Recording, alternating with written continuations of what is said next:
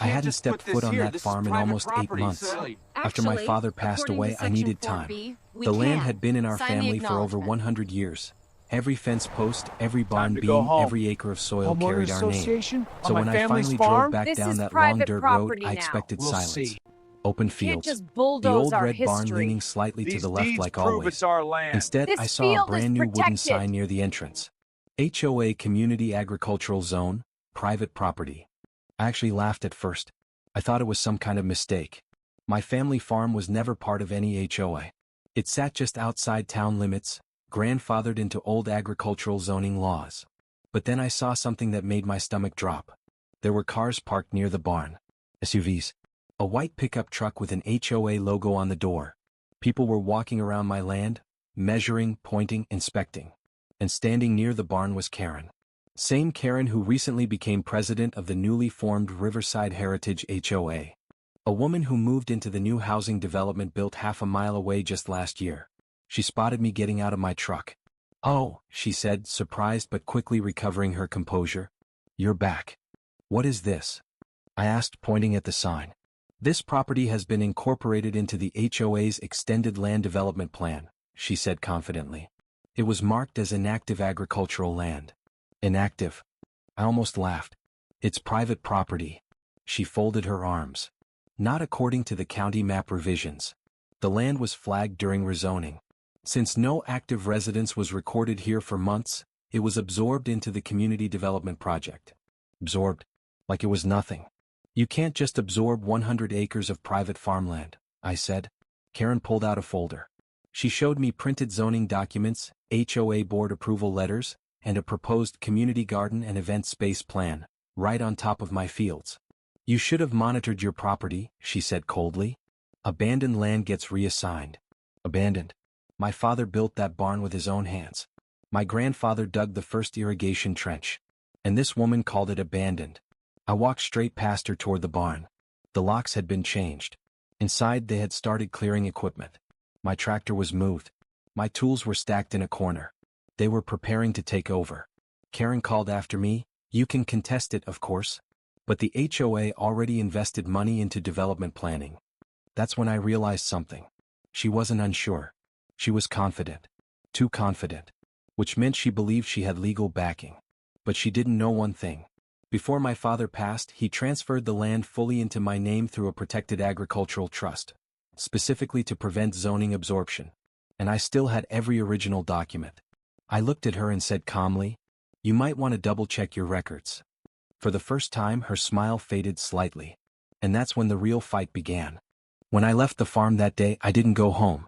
I drove straight to the county land records office. The same building my grandfather once walked into decades ago to register the property under our family name. Back then it was a small brick office. Now it was modern, glass doors, digital kiosks. But land ownership still came down to paper. Karen had shown me zoning documents. She sounded confident. That meant either she was bluffing, or someone inside the system helped her.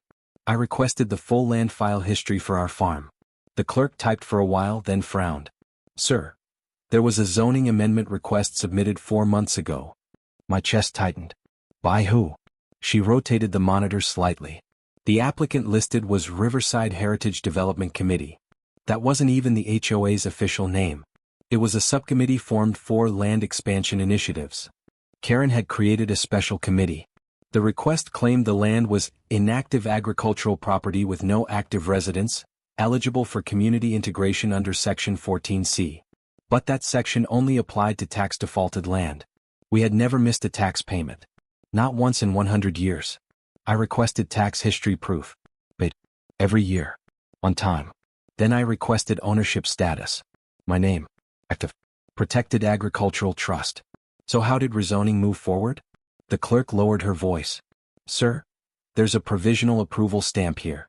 It says residency unverified." Residency unverified. Karen didn't try to steal the title.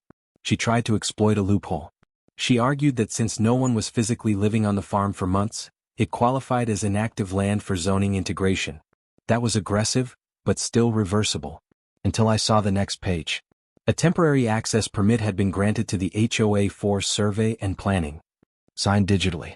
Approved quickly. Almost too quickly. Someone rushed this. I hired a land use attorney that afternoon, a specialist in agricultural protection law. When I showed him the documents, he leaned back slowly. "She's trying to convert it before you react," he said. "If construction begins, reversal becomes harder." Construction. I drove back to the farm immediately. Survey stakes were in the ground.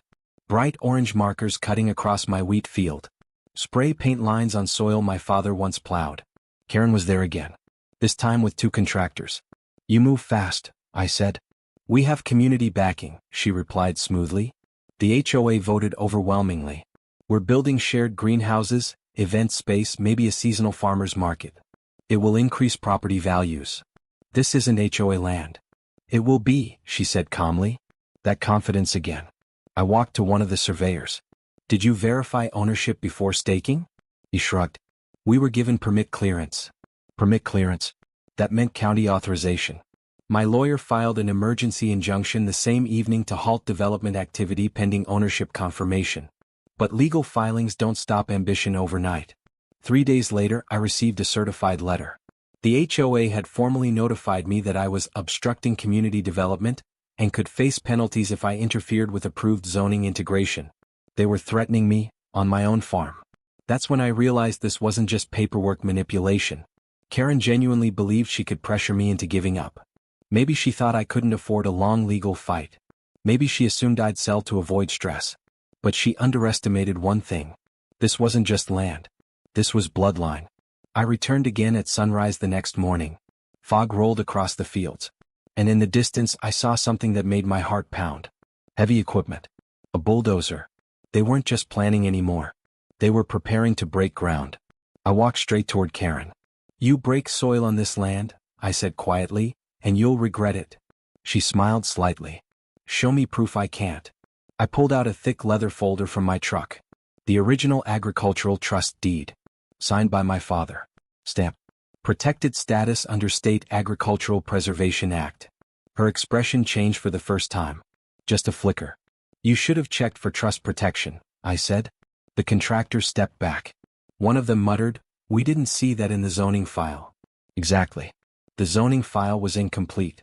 Karen had pushed rezoning without disclosing the agricultural trust protection clause. That omission alone could invalidate the entire integration attempt. But I wasn't done. My lawyer had also filed a complaint with the State Land Oversight Board. And they were reviewing the accelerated approval process. Meaning someone inside the county office might lose their job. Karen didn't speak for a long moment. Then she said quietly, "This isn't over." "No," I replied. "It's just starting." And deep down I knew something else. If she went this far with paperwork and pressure, she wasn't going to give up quietly. And when people like Karen start losing control, they make mistakes. The day the hearing was scheduled, the entire county office felt heavier than usual. Word had spread fast. An HOA trying to absorb a 100-year-old family farm wasn't just neighborhood gossip anymore, it was becoming a legal spectacle. Karen arrived early, dressed in a sharp navy suit, carrying a stack of binders. She walked past me without making eye contact. But I noticed something different. She wasn't confident anymore. She was calculating. Inside the review chamber, the Land Oversight Board sat at the front. My attorney placed the original agricultural trust deed on the table, along with certified tax records, continuous ownership history, and the clause that specifically prevented zoning absorption without direct owner consent. Karen's attorney argued that the rezoning was procedural and based on inactive land classification. He claimed there was no malicious intent, just administrative momentum. Administrative momentum. The board chair interrupted him. Was the agricultural trust disclosed during rezoning review? Silence. Karen's lawyer flipped through papers. It appears it was not included in the initial submission. Not included. The omission was the entire case. Without that disclosure, the zoning request was incomplete. Legally defective. Then the state investigator presented something none of us expected. Email records. Internal messages between Karen and the temporary county zoning clerk. The timestamps showed urgency: push it through before owner returns, finalize survey access quickly, avoid escalation. The room shifted. Karen tried to object, claiming context was missing. But the damage was done. The board voted to immediately suspend all rezoning actions and revoke the HOA's access permit. Construction clearance was terminated on the spot. The bulldozer that had been parked on my land would have to be removed within 24 hours. But it didn't stop there. The county initiated a formal misconduct investigation into the accelerated approval process. The zoning clerk who signed off without verifying trust protection was placed on administrative leave. Karen's face had lost all color. Outside the chamber, reporters had gathered. Local news caught wind of the story. HOA attempts to absorb century-old family farm.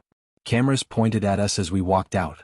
A reporter asked Karen if she intentionally misrepresented ownership status. She gave a tight, rehearsed answer about community development misunderstandings.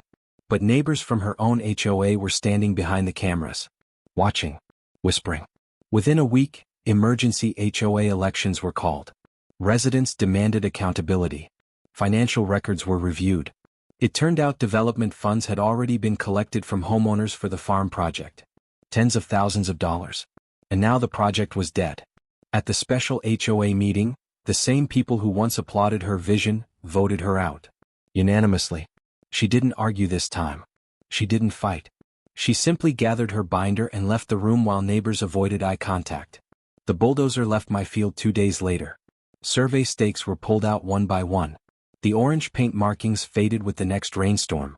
I stood in the middle of my land at sunset, holding the original deed again. The same paper my father signed.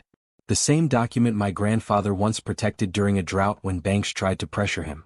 This farm had survived storms, market crashes, and 3 generations of hardship. It almost didn't survive paperwork. A month later, the county finalized a protective notation on the property file. Explicit agricultural trust lock. No zoning alteration allowed without direct notarized consent from me. No loopholes. No reinterpretations. Karen eventually moved out of the HOA community she once controlled. Quietly. No goodbye speech. No farewell message. And the sign at the entrance of my farm? I took it down myself. Replaced it with a simple wooden board my father once kept in storage. Since 1924. Because some land isn't just property. It's legacy. And legacy doesn't get absorbed.